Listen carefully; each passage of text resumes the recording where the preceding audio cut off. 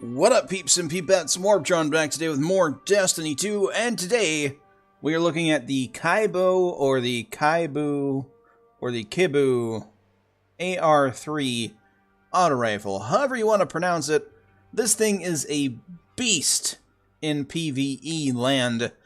Now, this review will be done in a heroic adventure because, in my personal opinion, this weapon is more tuned for PvE than it is PvP. That being said, it is a energy weapon, 450 RPM auto rifle. Bungie does like to throw us a new iteration of a Amalon 450 energy auto rifle. It seems like every expansion. We've had Uriel's Gift and the Number in Season 1. We had Positive Outlook in Season 2. And now we have the Kibou in Season 3. There are, of course, other Amalon auto rifles.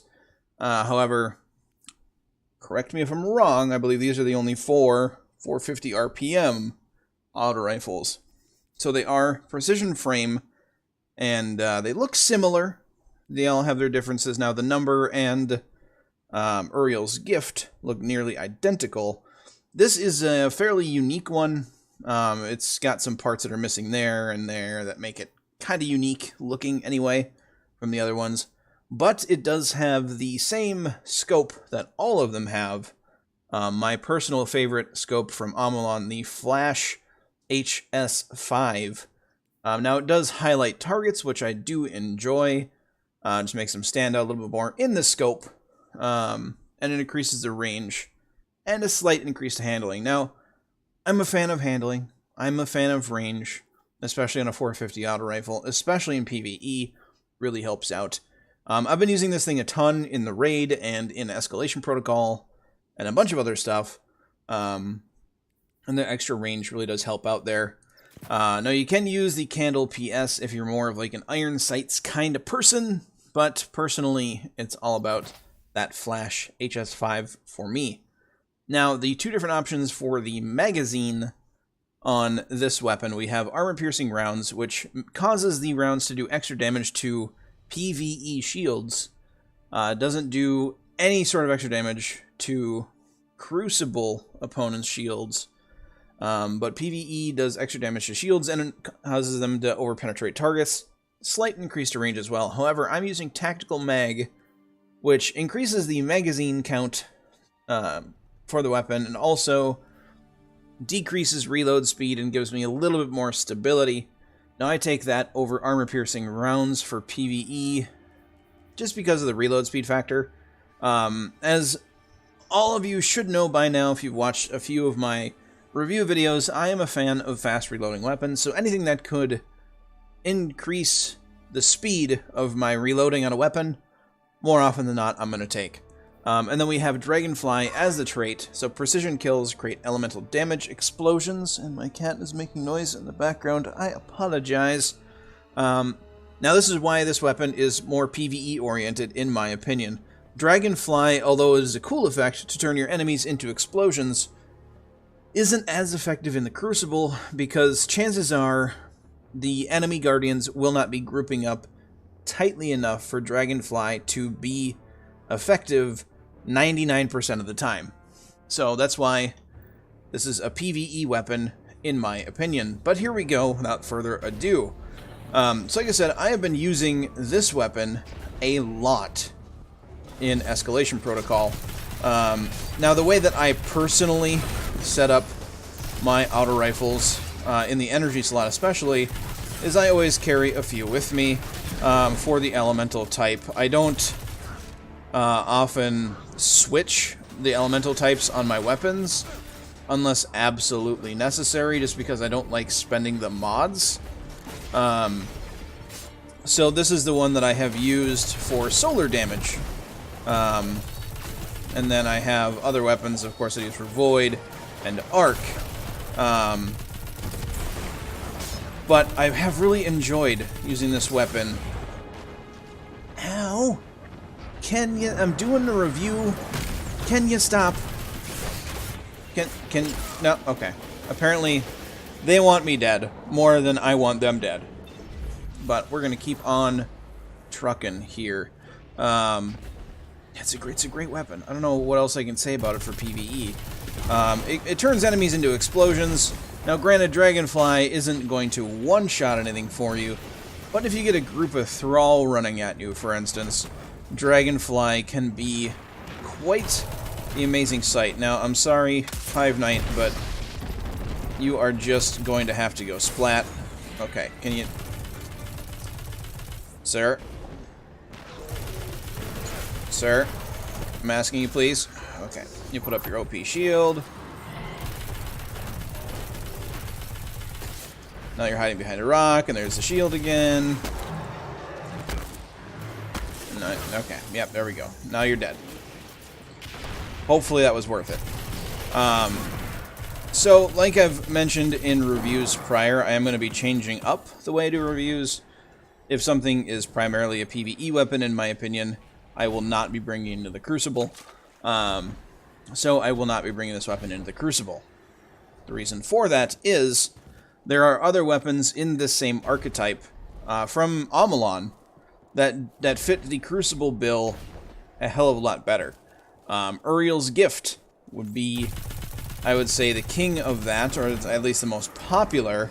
Now, I think the number and positive outlook both slightly outclass Uriel's right now for the 450 energy archetype.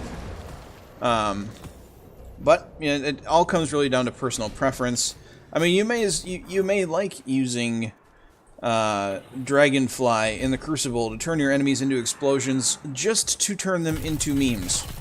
I mean, I don't know what a better way to disrespect an enemy in the Crucible than turning them into an explosion just to turn them into an explosion. So, I mean, you very well might use this weapon in Crucible. I'm not going to judge you for it. Use what you want. But there are much more competitive options out there for Crucible in this archetype. So, you might as well, you might see it out there, but somebody using this weapon is either going to be using it just to try it out, or just for fun. So, but as far as PvE, personally I think Dragonfly is much, much better ever since that perk was greatly buffed in the Gotta Go Fast update.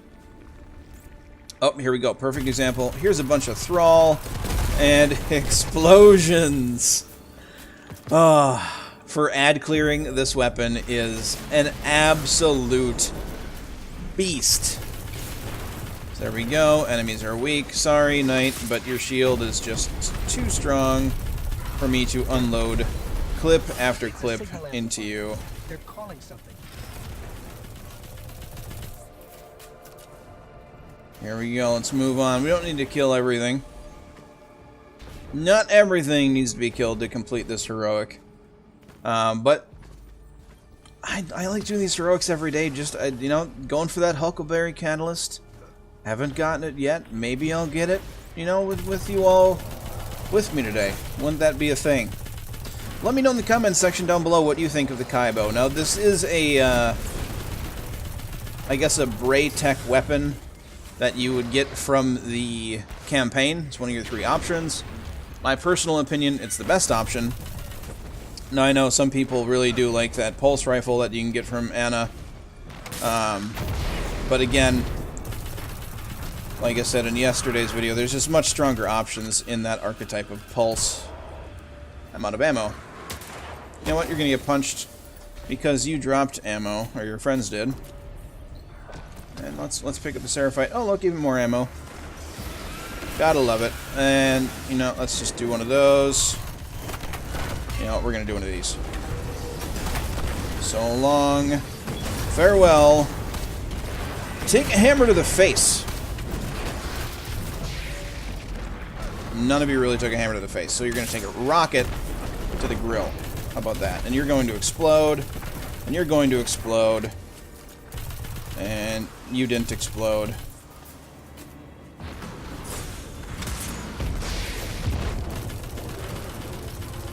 A little bit of frame rate drop there for some reason. Come on. Come on, Knight. You know you want to explode. There we go. I don't want to explode, though, so I'm going to run around and get momentum. By the way, There has not been there's no modifier for energy weapon damage. I know that is an option. I just want to make that clear that the damage you're seeing... Oh, did the guy just despawn? No, he just kind of ran away.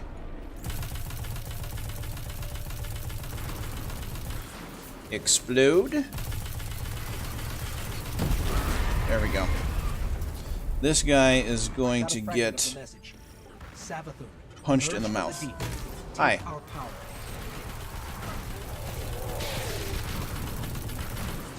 That debuff you can put on enemies as a Sunbreaker Titan is so overpowered. But yeah, like I was saying earlier, let me know what you think of this weapon in the comment section down below. Is it your go-to for a 450 RPM for PvE in the Warmind expansion, or are you still stuck on the old meta that is, you know, Ariel's Gift, or the number, or positive outlook for this archetype? Now there's, as far as PvE goes, you basically just run what you brung when it comes down to just getting the job done. But everybody has their preferences, and I know the 450 archetype of auto rifles is extremely popular, so having another option within that archetype is just good for the game, I think. Can I turn you into an explosion? Nope, I didn't get the precision shot. Sorry, I'm gonna have to burn you, because I don't have a rocket for you. Sir, can you not? I'm asking you to not.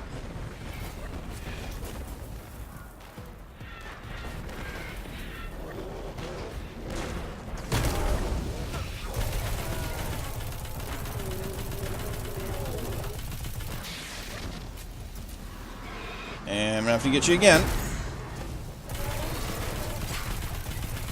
And now your friend is body blocking you.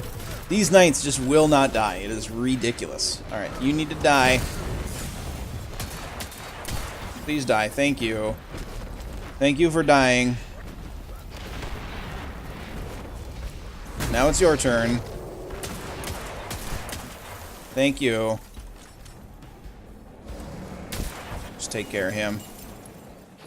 Don't have all the ammo in the world for this thing left over, unfortunately. Now we're gonna have to coax this ogre out of hiding. Hi, ogre buddy. How you doing? I'm gonna hide behind the Seraphite while I collect it. That hurts. That hurts quite a bit. I'm gonna do one of these. But yeah, that's all I've got for this review. So the rest of this video is just going to be me taking down this ogre.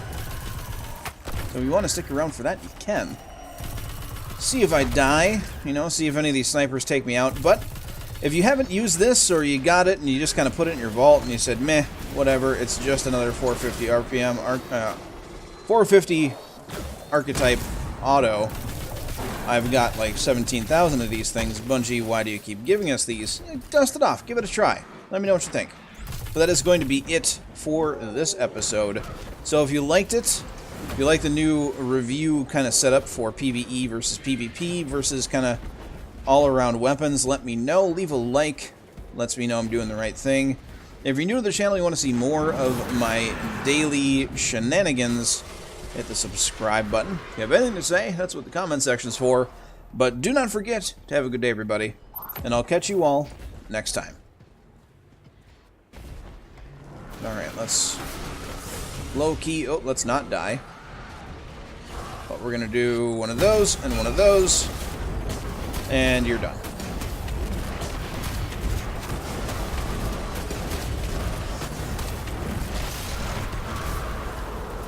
Farewell. Nice work. Alright, let's see if we get this catalyst. It's Hive, so I'm sure it's going to be strange. But at its core, their magic is still just science. I'll get to the bottom of it. Dang. No catalyst. Oh well. At least it was fun.